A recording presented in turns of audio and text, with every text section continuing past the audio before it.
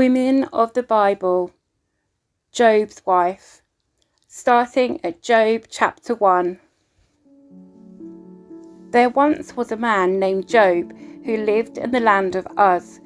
He was blameless, a man of complete integrity. He feared God and stayed away from evil. He had 7 sons and 3 daughters. He owned 7,000 sheep, 3,000 camels, 500 teams of oxen, and 500 female donkeys. He also had many servants.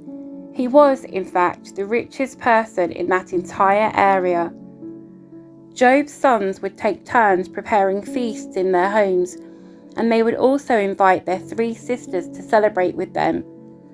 When these celebrations ended, sometimes after several days, Job would purify his children.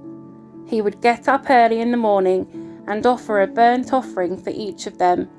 For Job said to himself, "Perhaps my children have sinned and have cursed God in their hearts." This was Job's regular practice. One day the members of the heavenly court came to present themselves before the Lord, and the accuser, Satan, came with them. "Where have you come from?" the Lord asked Satan. Satan answered the Lord, "I have been patrolling the earth, watching everything that's going on." Then the Lord asked Satan, "Have you noticed my servant Job? He is the finest man in all the earth. He is blameless, a man of complete integrity. He fears God and stays away from evil." Satan replied to the Lord, "Yes, but Job has good reason to fear God. You have always put a wall of protection around him and his home and his property. You have made him prosper in everything he does. Look how rich he is. But reach out and take away everything he has, and he will surely curse you to your face." "All right, you may test him," the Lord said to Satan. "Do whatever you want with everything he possesses, but don't harm him physically." So Satan left the Lord's presence.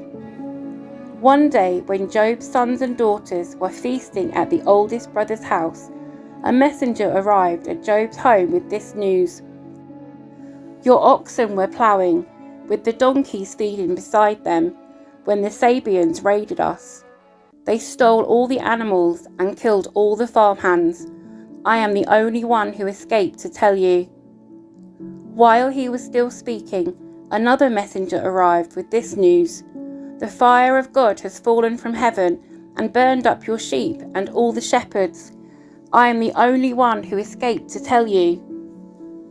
While he was still speaking, a third messenger arrived with this news: "3 bands of Chaldean raiders have stolen your camels and killed your servants. I am the only one who escaped to tell you."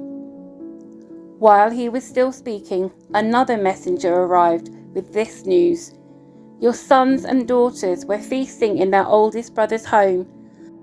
Suddenly a powerful wind swept in from the wilderness and hit the house on all sides. The house collapsed and all your children are dead. I am the only one who escaped to tell you." Job stood up and tore his robe in grief. Then he shaved his head and fell to the ground to worship.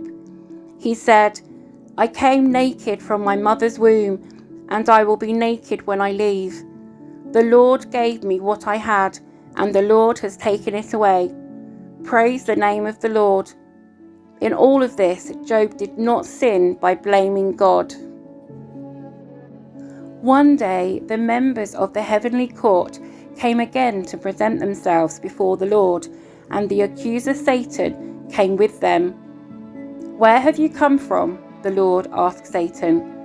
Satan answered the Lord, "I have been patrolling the earth, watching everything that's going on." Then the Lord asked Satan, "Have you noticed my servant Job?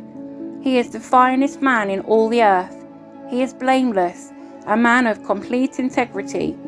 He fears God and stays away from evil, and he has maintained his integrity, even though you urged me to harm him without cause." Satan replied to the Lord, "Skin for skin. A man will give up everything he has to save his life. but reach out and take away his health, and he will surely curse you to your face." "All right, do with him as you please," the Lord said to Satan, "but spare his life." So Satan left the Lord's presence, and he struck Job with terrible boils from head to foot. Job scraped his skin with a piece of broken pottery as he sat among the ashes. His wife said to him, "Are you still trying to maintain your integrity? Curse God and die." But Job replied, "You talk like a foolish woman. Should we accept only good things from the hand of God and never anything bad?" So in all this, Job said nothing wrong.